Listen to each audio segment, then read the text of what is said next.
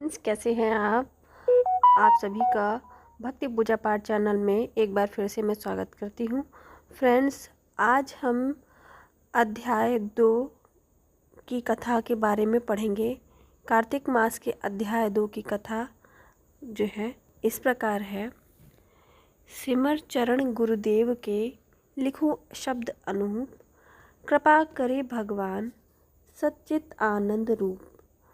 भगवान श्री कृष्ण आगे बोले, हे प्रिय, जब गुणवती को राक्षस द्वारा अपने पति एवं पिता के मारे जाने का समाचार मिला तो वह विलाप करने लगी। हे नाथ, हाँ पिता, मुझको त्याग कर तुम कहाँ चले गए? मैं अकेली स्त्री तुम्हारे बिना अब क्या करूं? अब मेरे भोजन वस्त्र आदि की व्यवस्था कौन करेगा? घर में प्रेम पूर्वक मेरा पालन पोषण कौन करेगा? मैं कुछ भी नहीं कर सकती। मुझ विधवा की कौन रक्षा करेगा? मैं कहाँ जाऊं? मेरे पास तो अब कोई भी ठिकाना नहीं रहा। इस प्रकार विलाप करते हुए गुणवती चक्कर खाकर धरती पर गिर गई और बेहोश हो गई। बहुत देर बाद जब उसे होश आया तो वह पहले की भांति ही करुण विलाप करते हुए शोक सागर में डूब गई। कुछ समय के पश्चात जब वह संभली तो उसे ध्यान आया कि पिता और पति की मृत्यु के बाद मुझे उनकी क्रिया करनी चाहिए जिससे उनकी गति हो सके। इसलिए उसने अपने घर का सारा सामान बेच दिया और उससे प्राप्त धन से उसने अपने पिता एवं पति का श्राद्ध आदि कर्म किया। तत्पश्चात वह उसी नगर में रहते हुए 8 पहर भगवान विष्णु की भक्ति करने लगी। उसने मृत्यु पर्यंत तक नियम पूर्वक सभी एकादशियों का व्रत और कार्तिक महीने में उपवास एवं व्रत किए। हे प्रिय, एकादशी और कार्तिक व्रत मुझे बहुत ही प्रिय हैं। इनसे मुक्ति, भक्ति, पुत्र तथा संपत्ति प्राप्त होती है। कार्तिक मास में जब तुला राशि पर सूर्य आता है तब ब्रह्म मुहूर्त में उठकर स्नान करने व व्रत व उपवास करने वाले मनुष्य मुझे बहुत प्रिय हैं, क्योंकि यदि उन्होंने पाप भी किए हो तो भी स्नान व व्रत के प्रभाव से उन्हें मोक्ष प्राप्त हो जाता है।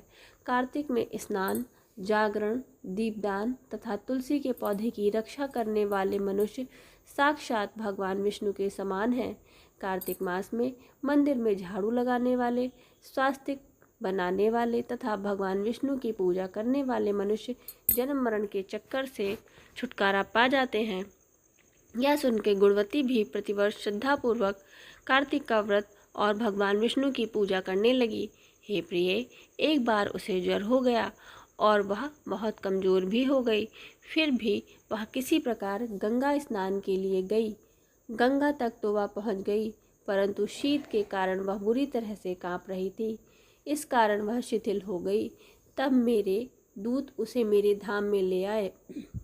तत्पश्चात ब्रह्मा आदि देवताओं की प्रार्थना पर जब मैंने कृष्ण का अवतार लिया तो मेरे गण भी मेरे साथ इस पृथ्वी पर आए, जो इस समय यादव हैं। तुम्हारे पिता पूर्व जन्म में देव शर्मा थे, तो इस समय सत्राजित हैं। पूर्व जन्म में चंद्र शर्मा जो तुम्हारा पति था वह डाकू है, और हे देवी, तू ही वह गुणवती है। कार्तिक व्रत के प्रभाव के कारण ही तू मेरी अर्धांगिनी हुई। पूर्व जन्म में तुमने मेरे मंदिर के द्वार पर तुलसी का पौधा लगाया था। इस समय वह तेरे महलों के आंगन में कल्प वृक्ष के रूप में विद्यमान है। उस जन्म में जो तुमने दीपदान किया था, उसी कारण तुम्हारी देह इतनी सुंदर है और तुम्हारे घर में साक्षात लक्ष्मी का वास है। चूँकि तुमने पूर्व जन्म में अपने सभी व्रतों का फल पति स्वरूप विष्णु को अर्पित किया था, उसी के प्रभाव से इस जन्म में तुम मेरी प्रिय पत्नी हुई हो। पूर्व जन्म में तुमने नियम पूर्वक जो कार्तिक मास का व्रत किया था, उसी के कारण मेरा और तुम्हारा कभी वियोग नहीं होगा।